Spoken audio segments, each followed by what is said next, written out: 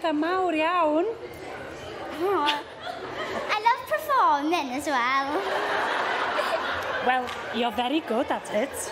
Yes, I am. Y gorau drwy Gymru I gyd.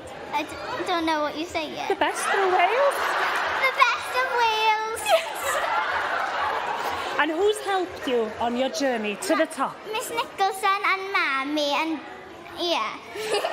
Where are they? Are they And here? Miss Davies. They're here in the front. Yeah. And my dad. Is Dad enjoying himself in the Eisteddfod? Well, not the mud part and the cywin.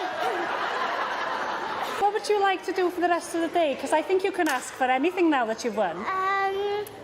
Go on the bungee jumping. Okay, thumbs up gan Dad.